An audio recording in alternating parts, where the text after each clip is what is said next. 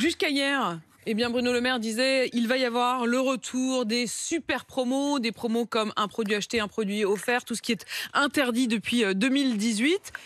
Et puis, il s'est heurté à votre refus. Vous avez gagné le bras de fer, Christiane Lambert.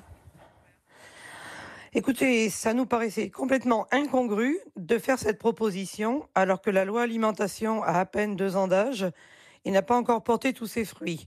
Il ne faut pas confondre vitesse et précipitation. C'est pas aux agriculteurs français de se serrer encore plus la ceinture et de se mettre dans le rouge, en faillite pour certains, parce qu'il y a un problème de pouvoir d'achat. Je comprends le problème de pouvoir d'achat, mais ce que proposait Bruno Le Maire n'est pas la bonne solution. Alors, je comprends évidemment que vous défendiez les agriculteurs et loin de moi l'idée qu'il ne faille pas le faire. Mais cela dit, vous dites il ne vous faudrait pas qu'ils se serrent la ceinture. Pendant ce temps-là, c'est tous les Français qui se serrent la ceinture.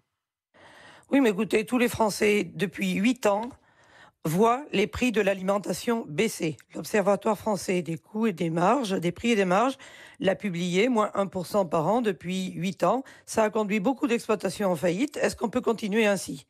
Vous ne pouvez pas le lundi vous lamenter de voir toutes les exploitations françaises en difficulté ou disparaître, et le lendemain dire, ben les gars, faut serrer encore un peu plus la ceinture. Non, c'est pas sérieux. Il y a des marges à trouver ailleurs. Les distributeurs eux-mêmes ne sont pas transparents sur leurs gains. Certains grands industriels non plus.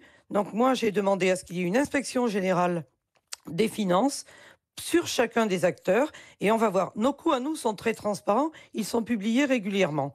Donc je pense qu'il faut aussi dire que la France est le pays qui a l'inflation la plus basse en matière alimentaire. Nous sommes à 5%, vous le publiez régulièrement, alors que c'est 8-9% en moyenne en Europe, c'est 12% aux Pays-Bas, c'est 18% en Pologne et en Estonie. Donc, est-ce qu'on peut faire de la pédagogie en disant aux Français, vous voulez manger mieux, plus frais, bien-être animal, sécurité alimentaire? Ça a un prix. Et pas toujours chercher les prix au ras des pâquerettes qui conduisent à du chômage. C'est pour le textile et la chaussure. On a vu ce que ça donne. On a fermé les industries en France. On a délocalisé parce qu'il fallait s'habiller pas cher.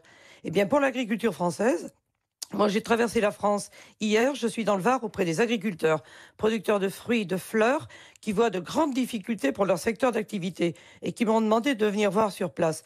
Vous traversez des prés, des champs, de la lavande, de la vigne. Est-ce qu'on va abandonner tout ça en disant moins cher, parce qu'il faut régler ce problème de pouvoir d'achat? Il y a d'autres sujets à aborder, d'autres solutions. C'est ce Et que nous essayer de avons dit à trouver, on Bruno l'a Le bien Maire. compris, les marges ailleurs. Et puis c'est vrai que depuis plusieurs jours, on reprécise vraiment, on redécoupe les dépenses des Français et on se rend compte que c'est vrai que l'alimentation est devenue la variable d'ajustement puisqu'ils n'arrivent pas à faire varier toutes les autres dépenses, les dépenses contraintes comme on dit, c'est-à-dire évidemment le logement en premier lieu, mais aussi la voiture, les transports, le déplacement. Et donc c'est l'alimentation qui trinque.